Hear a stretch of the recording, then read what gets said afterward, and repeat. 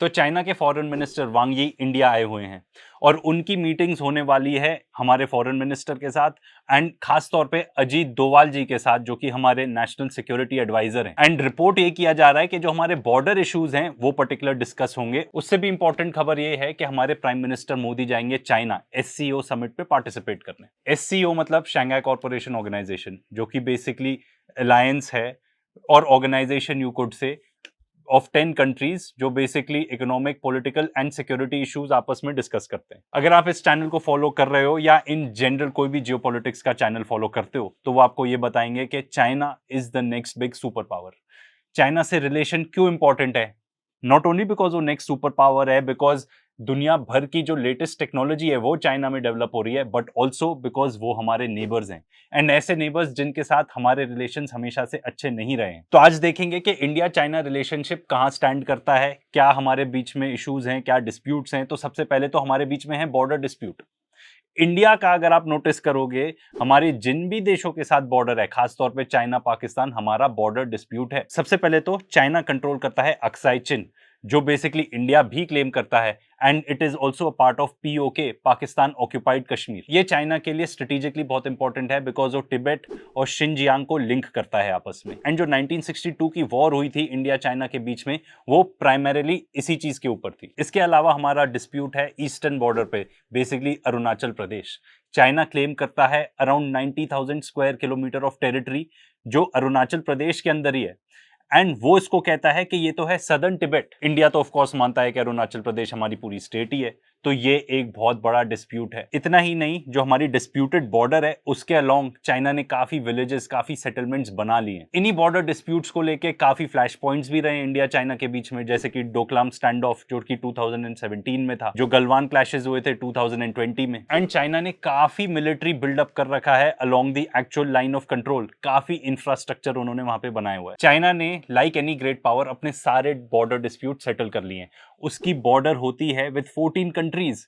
सिर्फ 2 देशों के साथ बॉर्डर डिस्प्यूट अभी तक चालू है, एक है इंडिया और दूसरा है Bhutan. End of course Bhutan के साथ भी इसलिए नहीं हो पाया क्योंकि इंडिया और भूटान बहुत ही ज्यादा क्लोज हैं। एंड जो इंडिया के नेबर है, एक एक करके उनके बारे में बात करते हैं। उनकी चाइना के साथ भी काफी अच्छी रिलेशनशिप है या एटलीस्ट बढ़ते जा रही है। सबसे पहले पाकिस्तान के बारे में बात करते हैं। ऑपरेशन सिंदूर के दौरान हमने देख लिया कि किस तरह से चाइना ने पाकिस्तान को हेल्प की, उनको full intelligence the. In fact 80% of Pakistani military equipment तो चाइना से ही आता है। चाइना का बेल्ट एंड रोड इनिशिएटिव है पाकिस्तान में, जो ग्वादार पोर्ट है वो भी उसको बिल्ड कर रहे हैं। बांग्लादेश के इंडिया के साथ बहुत ही अच्छे रिलेशनशिप होते थे जब तक शेख हसीना वहां पर थी, बिकॉज उनके और हमारी गवर्नमेंट के काफी क्लोज रिलेशनशिप थे। बट जब से कू हुआ और उसके बाद से मोहम्मद यूनुस आए हैं, जो कि बेसिकली उनको वहां पे टाइटल दिया गया है as chief adviser of Bangladesh, जो फर्स्ट मीटिंग थी उन्होंने की वो इंडिया के साथ नहीं की, वो सीधा चाइना गए। जनरली बांग्लादेश के साथ ये नॉर्म होता था कि जो भी इलेक्टेड लीडर रहेगा वो सबसे पहले अपनी विजिट इंडिया में ही करेगा, बट ये नॉर्म चेंज हो गया। सिर्फ चाइना गए भी नहीं, $2.1 बिलियन की इन्वेस्टमेंट, लोन्स, ग्रांट्स, आप जो उनको वर्ड देना चाहते हो दे दो, उन्होंने वहां से वो भी सिक्योर किया। इसके साथ साथ एक और स्ट्रेटेजिक डील की उन्होंने कि 400 मिलियन का मॉडर्नाइजेशन किया जाएगा of the port in Bangladesh, जो कि बांग्लादेश का सेकंड लार्जेस्ट सी पोर्ट है। तो basically it would be fair to say कि आज के डेट में बांग्लादेश चाइना के कैंप में है। फिर बात करते हैं भूटान की। भूटान तो बहुत ही शुरू से इंडिया का ही एलाय रहा है, बट ऐसी बात भी की जा रही है कि भूटान शायद अपने बॉर्डर डिस्प्यूट जो चाइना के साथ हैं उसको सक्सेसफुली रिजॉल्व कर ले। एंड चाइना बहुत कोशिश कर रहा है कि भूटान भी चाइनीज कैंप में ही आ जाए। श्रीलंका की बात करें तो हिस्टोरिकली श्रीलंका हमेशा क्लोजर था to India than to China, पर पिछले 15-20 ईयर्स में ये देखा गया कि चाइना ने काफी इन्वेस्टमेंट्स की हैं इनसाइड श्रीलंका। इनफैक्ट वहां के जो मेजर इंफ्रास्ट्रक्चर प्रोजेक्ट्स हैं वो चाइना ने ही फंड किए हैं। यहीं पे चाइना का क्रिटिसिज्म भी आता है क्योंकि श्रीलंका को उन्होंने इतने ज्यादा लोन दे दिए, इतनी फाइनेंशियल असिस्टेंस दे दी, श्रीलंका रीपे ही नहीं कर पाया उस लोन को। श्रीलंका भी चाइना के बेल्ट एंड रोड इनिशिएटिव का पार्ट है। मालदीव्स की बात करें तो ये तो बहुत टाइम से न्यूज में रहा है। इनफैक्ट जो रीसेंट एंगेजमेंट है एंड जो उनके मोस्ट रीसेंट प्रेसिडेंट है, उनका तो काफी चाइना सेंट्रिक व्यू रहा है। मालदीव्स भी चाइना के बेल्ट एंड रोड इनिशिएटिव का पार्ट है एंड चाइना ने वहां पे काफी मेजर इंफ्रास्ट्रक्चर प्रोजेक्ट्स फंड किए हैं, जैसे कि ये पर्टिकुलर एक ब्रिज की है, वहां पे हाउसिंग डेवलपमेंट की है, पर्टिकुलर एयरपोर्ट किया है, अर्बन इंफ्रा तक किया है। अब नेपाल की बात करें तो नेपाल और इंडिया के तो कितने क्लोज कल्चरल टाइज रहे हैं कितने सालों से, बट नेपाल भी पार्ट है चाइना के बेल्ट एंड रोड इनिशिएटिव का। अगेन चाइना ने वहां जाके फंड किए हैं roads, hydro power projects, in fact talks चल रही हैं कि जो रेल लिंक है बिटवीन तिब्बत एंड नेपाल उसको एक्सटेंड कर लें। अब इसमें मेरा एक पर्टिकुलर ओपिनियन है, चाइना के पास जितनी डीप पॉकेट्स है हमारे पास है नहीं, तो हम किसी भी आसपास पड़ोसी वाले देश को वो पर्टिकुलर चीज ऑफर ही नहीं कर पाते जो चाइना कर लेता है, एंड चाइना उनको बना लेता है अपने बेल्ट एंड रोड इनिशिएटिव का पार्ट। अब भाई काफी लोग कहेंगे कि चाइना की टैक्टिक है वो लोन शार्क है, ठीक है, यू कुड से दैट, पर जो भी देश लोन ले रहा है वो देख के ले रहा है ना लोन। अब आप भी जाके लोन लेते हो, नहीं चुका पाओगे तो बैंक तो आएगा ही ना वसूलने। फिर जब लोन नहीं चुका पाते लोग तो वो जो पर्टिकुलर पोर्ट बनता है या जो भी इंफ्रास्ट्रक्चर होता है वो चाइना का हो जाता है, पर कम से कम उस देश में जाके इंफ्रास्ट्रक्चर तो बना रहे हैं। तो आप जब ये देखोगे हमारे आसपास जितने भी नेबर्स हैं, या तो वो खुल के एकदम प्रो चाइना है, जैसे कि मान लो पाकिस्तान हो गए, एंड काफी to an extent Bangladesh also. And ये भी बताना जरूरी है कि पाकिस्तान को छोड़कर हिस्टोरिकली ये सारे देश इंडिया के ज्यादा करीब थे। इनफैक्ट हमारे सीडीएस अनिल चौहान जी ने भी ये बताया था कि जो एक्सेस बनता जा रहा है पाकिस्तान, बांग्लादेश, चाइना का, ये काफी बड़ा रिस्क पोज करता है इंडिया को। अब ट्रेड की बात करते हैं between India and China. Almost $100 billion का डेफिसिट है। इसका मतलब इंडिया चाइना से $100 बिलियन का ट्रेड ज्यादा करता है। इंडिया इंपोर्ट करता है चाइना से अबाउट $113 बिलियन का सामान, और वहीं इंडिया एक्सपोर्ट करता है चाइना को सिर्फ $14 बिलियन। एंड हमेशा से ऐसा नहीं था। अगर 1920 की बात करो तो इंडिया का ट्रेड डेफिसिट विद चाइना था $48 बिलियन, जो 2021 में 44 बिलियन हो गया। फिर उसके बाद पता नहीं क्या हुआ, I don't know what the reason was, पर ट्रेड डेफिसिट चाइना के साथ $73 बिलियन हो जाता है 21-22 में। फिर 22-23 में 83 बिलियन हो जाता है, 23-24 में 85 बिलियन हो जाता है, और आज के डेट में $100 बिलियन है। इंडिया चाइना को क्या एक्सपोर्ट करता है पहले वो देख लेते हैं। आयरन ओर, कॉटन, केमिकल्स और कुछ एग्रीकल्चरल गुड्स। और इंडिया इंपोर्ट क्या करता है? ऑलमोस्ट सब कुछ, ऑलमोस्ट सब कुछ। इसमें एग्रीकल्चर के प्रोडक्ट्स भी हैं सच एज फर्टिलाइजर्स। इनफैक्ट बीच में तो एक इंसिडेंट हुआ था जब इंडिया ने, इनफैक्ट अभी चल रहा है वो, कि चाइना ने बंद कर दिया था भेजना certain specialised kind of fertiliser to India. उससे यहाँ पे थोड़ी दिक्कत होने लगी। हमारे पास जितनी भी चिप्स आती हैं जो अपने स्मार्टफोन्स में लगती हैं वो वहां से आती हैं। EV batteries, electronics, mobile phones, telecom gear, pharmaceutical की बात करें तो इंडिया की फार्मास्यूटिकल इंडस्ट्री तो काफी हद तक डिपेंडेंट ही है चाइना पे। सोलर पैनल हमारे देश में जो मेजरली बनते हैं वहां से आते हैं। ऐसे बहुत सारी इंडस्ट्रियल मशीनरी है जो चाइना से इंडिया आती है। इनफैक्ट हमने तो पूरा वीडियो ही बनाया हुआ है कि काफी हद तक इंडिया तो चाइना पे डिपेंडेंट ही है। चाइना का किस चीज पे हो सकता है हम पे डिपेंडेंस, ये भी पूछने वाली बात है, क्योंकि हम जो भी चीज एक्सपोर्ट करते हैं, आयरन ओर वगैरह, वो मुझे लगता है बाकी देशों से इजिली आ सकती है। It is just a case of के किस प्राइस पे आएगी। इंडिया के पास जो अपनी स्ट्रेंथ है वो है मार्केट, जो ऑलरेडी काफी हद तक खुला हुआ है टुवर्ड्स चाइनीज गुड्स। आप देख ही रहे हो जब 100 बिलियन का ट्रेड डेफिसिट है, क्या हम इस पर्टिकुलर चीज को, मार्केट को, और as a bargaining chip, as a negotiation tactic use कर सकते हैं चाइना से to get what we want? आगे जाके बात करेंगे कि हमें क्या चाहिए रहेगा चाइना से। ट्रेड में जो डिस्प्यूट है उसके बारे में भी बात करने की जरूरत है, क्योंकि इंडिया ने जो अपना कंज्यूमर मार्केट है वो तो काफी हद तक चाइना के लिए खोला हुआ है। इंडिया ने इनफैक्ट यूज करने की कोशिश की है अपने मार्केट को as a bargaining chip by banning the Chinese apps. Basically WeChat यहाँ पे बैंड है, टिकटॉक भी बैंड है, तो कहीं ना कहीं ये भी एक पर्टिकुलर डिस्प्यूट है। अगर हम इंडिया की बात करते हैं कि हमारा मेजर अचीवमेंट क्या है, तो हमारा major achievement, one of the major achievement ये रहा है कि आईफोन इंडिया में बनने लगे हैं, पर उसके भी सारे पार्ट्स मेजरली चाइना से ही आते हैं। यहाँ पे तो सिर्फ असेंबल होते हैं। वैसे तो सब चंगा सी चल रहा था अपने देश में, पर बात अब काफी पलट जाती है जब यूएस टुवर्ड्स इंडिया हॉस्टाइल हो जाता है। यूएस लगा देता है इंडिया के ऊपर 50% टैरिफ्स और चाइना के ऊपर लगाता है 30%। वो भी पॉज पे ही चल रहा है, एंड उसका एक बहुत क्लियर रीजन है। चाइना के पास है बहुत सारे बार्गेनिंग चिप्स। अगर मेजरली बात करें तो चाइना के पास है रेयर अर्थ मिनरल्स, जिसका सब्स्टिट्यूट अमेरिका के पास अभी तक तो है नहीं, बिकॉज इसके बहुत सारे रीजंस हैं। मेजर रीजन ये है कि इवन दो आपके पास रेयर अर्थ के डिपॉजिट्स हों, वो पर्टिकुलर टेक्नोलॉजी जिससे आप माइन कर सकते हो उन पर्टिकुलर मिनरल्स को, एंड टेक्नोलॉजी टू रिफाइन, वो सबसे अच्छी चाइना के पास ही है। इसलिए यूएस की काफी डिपेंडेंसी है ऑन चाइना। मतलब आप बताओ, वो अपने F-35 भी नहीं बना पाएंगे अगर वहां से रेयर अर्थ मैग्नेट्स आते हैं। अगर वो नहीं आ रहे चाइना से तो उनके F-35 भी नहीं उड़ान भर पाएंगे। एंड अगर आईफोन की बात कर ही रहे हैं तो आईफोन भी प्राइमरीली चाइना में ही मैन्युफैक्चर होते हैं। अब टैरिफ्स लगने के बाद इंडिया में काफी हद तक पूरी गेम ही चेंज हो गई है, बिकॉज इंडिया का जो बिगेस्ट एक्सपोर्ट मार्केट था वो था यूनाइटेड स्टेट्स ऑफ अमेरिका, पर अब वो लगा है हमको बुली करने में। तो इसका मतलब इंडिया के पास बहुत सारे ऐसे क्लोज एलाइज बचते नहीं है। बेसिकली इंडिया की हो गई काफी हालत टाइट, क्योंकि जिसको सबसे ज्यादा सामान बेचता था वो उससे रूठ गया है। ठीक है, अब इंडियन कंपनीज कहाँ जाएं, अब हमको और एलाइज चाहिए। ऑलरेडी रशिया तो हमारे साथ एलाय था ही था since the very beginning. China हमारे साथ allied to a certain extent है बिकॉज हम ब्रिक्स में हैं। बट अगर रियलिटी देखा जाए तो इंडिया और चाइना के बीच में बहुत अच्छे रिलेशनशिप नहीं रहे हैं।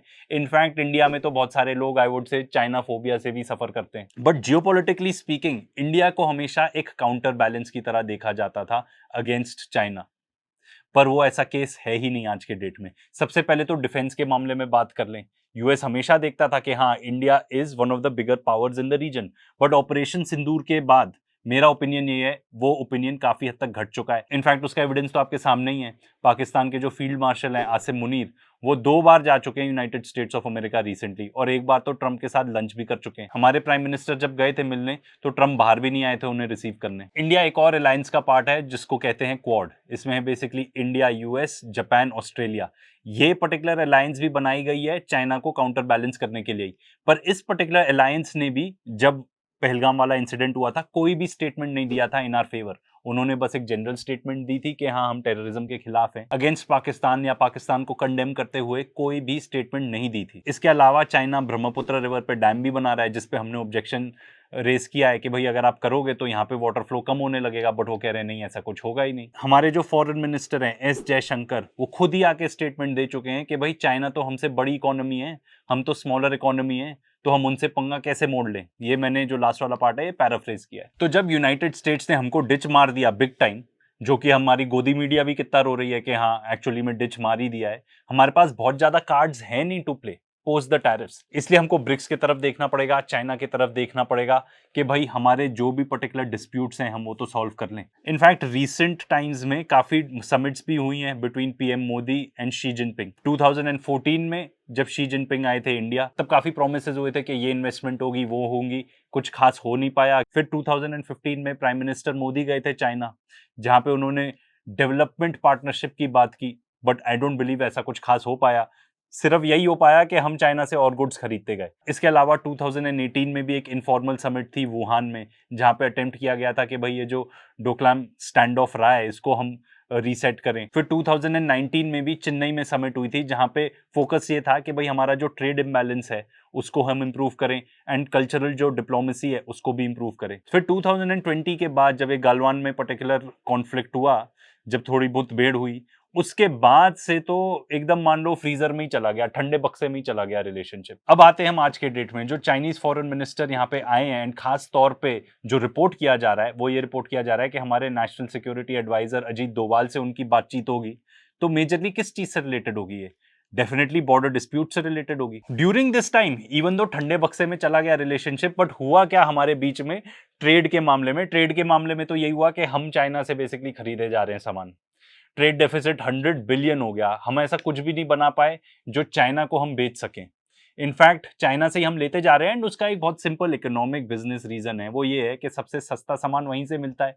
तो जो भी हमारे यहाँ पे ट्रेडर्स हैं वो वहीं से क्यों नहीं बनवाएंगे सब सामान। एक एग्जांपल ये भी दे दें कि हमारे यहाँ जो बहुत सारे आपको इंडियन ब्रांड्स दिखते हैं ना, जैसे कि बोट है फॉर एग्जाम्पल, ये सारी जितनी भी मैन्युफैक्चरिंग है सब चाइना में होती है।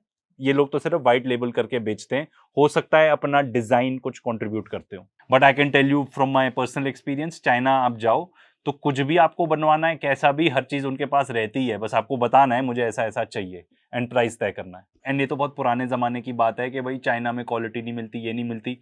मुझे मत बिलीव करो, एप्पल सीईओ टिम कुक से ही सुनो। There's a confusion about China, and let me at least give you my opinion. The popular conception is that companies come to China because of low labor cost. I'm not sure what part of China they go to, but the truth is China stopped being the low labor cost country many years ago. The reason is because of the skill, the quantity of skill in one location, and the type of skill it is. Like the products we do require require really advanced tooling, and the precision that you have to have in tooling and working with the materials that we do are state of the art. And the tooling skill is very deep here. You know, in the US, you could have a meeting of tooling engineers, and I'm not sure we could fill the room. In China, you could fill multiple football fields.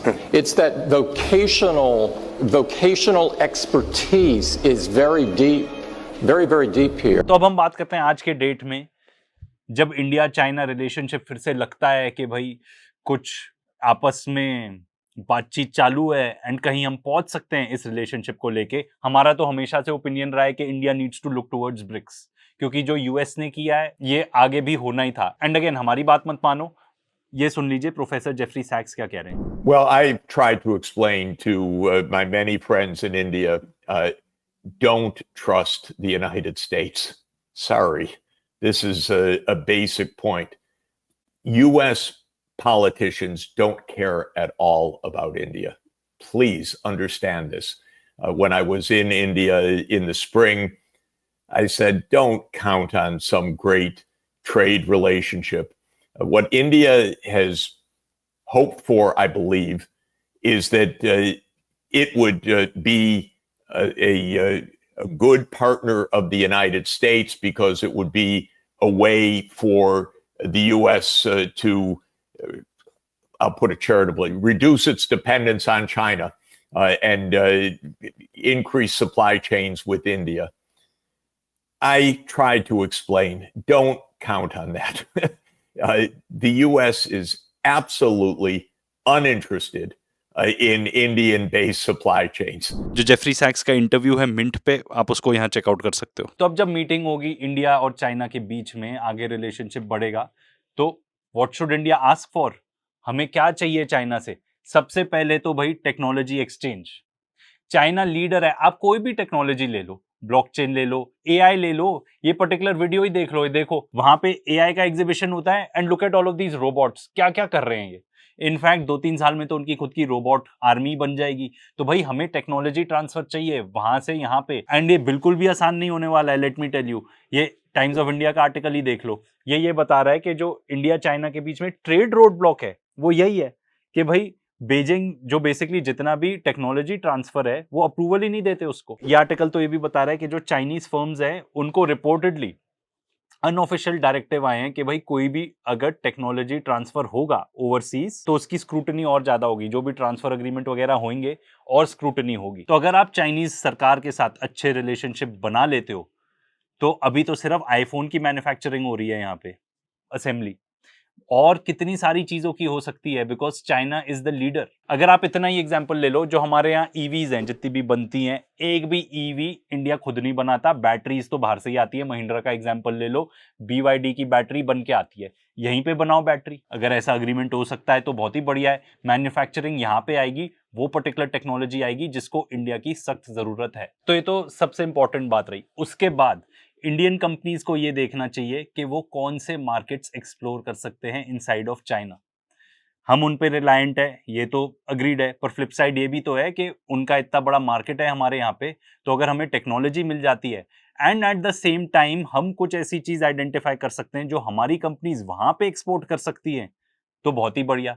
China growing market है, हमने आपको already एक बार बताया था video में कि कैसे Russia और चाइना के बीच में कितना ज्यादा ट्रेड होता है। तो रशिया कितना सारा सामान apart from oil and gas, apart from energy, वो एक्सपोर्ट करता है to China. China second biggest population है, one of the fastest growing economies है। सुपर कंडक्टर चिप्स जो भी वहां बनती है, क्या हम टेक्नोलॉजी यहाँ पे ला सकते हैं? Again a big if, but अगर ला सकते हैं तो बियॉन्ड इमेजिनेशन जा सकता है इंडिया, बिकॉज चाइना ने भी तो यही किया था। यूएस से टेक्नोलॉजी ट्रांसफर लिया पूरा चाइना में, फिर खुद ही सीख गए कि कैसे करना है एंड खुद उससे और बेटर भी हो गए। एक और चीज जो हमको करने की बहुत जरूरत है, हमने पहले भी मेंशन की है, वो ये है कि हम ब्रिक्स के स्ट्रॉन्गर मेंबर बने। अभी हमारी जो फॉरेन पॉलिसी है थोड़ी डामाडोल रहती है, क्योंकि हमको यूनाइटेड स्टेट्स को भी सेटिस्फाई करना है, पर यूनाइटेड स्टेट्स ने तो सॉर्ट ऑफ हमला ही बोल दिया हमारे ऊपर।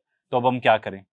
फ्लाइट्स भी रिज्यूम करो भाई, इतना ज्यादा ट्रेड होता है आपस में दोनों देशों में, थोड़े इंप्रूव करो रिलेशंस आपस में, कल्चरल एक्सचेंज भी ज्यादा चालू करो, फ्लाइट्स भी चालू करो। इंडिया को एक और चीज की सख्त जरूरत है, फॉरेन डायरेक्ट इन्वेस्टमेंट, FDI, क्योंकि रिपोर्टेडली पिछले 12 महीने में ऑलमोस्ट 96% गिर चुकी है हमारे देश में FDI, 96%, बिकॉज कितनी सारी कंपनीज तो पलायन ही कर रही हैं।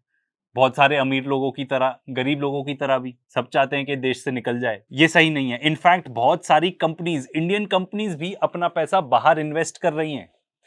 ये एक बहुत ही बड़ा रेड फ्लैग है। हमें सख्त जरूरत है कि FDI आए। इनफैक्ट हमारी फाइनेंस मिनिस्टर भी कह रही हैं कि हाँ, हमको प्रमोट करना चाहिए चाइनीज FDI। नीति आयोग जो इंडियन गवर्नमेंट का थिंक टैंक है, उन्होंने भी प्रपोज किया है कि भाई ये जितने भी रूल्स हैं जो आप लगाते हो चाइनीज कंपनी पे यहाँ पे इन्वेस्ट करने के लिए, उसको भी थोड़ा ईज करो, क्योंकि इससे बहुत ज्यादा डीले होते हैं एंड लोग ऑफ कोर्स थोड़ा उखड़ेंगे ना कि भाई ज्यादा ब्यूरोक्रेसी अगर रहेगी, जो हमारे देश में वैसे भी बहुत ज्यादा है, तो चाइनीज कंपनीज के लिए यहाँ पे इन्वेस्ट करना लेवल प्लेइंग फील्ड करनी पड़ेगी या परहैप्स इजियर करना पड़ेगा। इनफैक्ट ये एक चाइना की भी डिमांड है। तो जो मीटिंग हुई बिटवीन इंडिया एंड चाइना, उसमें कुछ चीजें जो निकल के आई कि भाई ट्रूप्स पुल बैक होंगे, बॉर्डर डीलिमिटेशन होगी एंड बीजिंग ने प्रॉमिस किया है to address rare earth needs, ऐसा सोर्सेस का बताना है। साथ में ये भी कि चाइना ने एग्री कर लिया कि वो शेयर करेंगे इंडिया के साथ इमरजेंसी हाइड्रोलॉजिकल इन्फॉर्मेशन जो रेलेवेंट रिवर्स हैं। This is basically relating to the dam जो चाइना बनाने वाला है। साथ में हिंदुस्तान टाइम्स ये रिपोर्ट कर रहा है कि भाई इंडिया को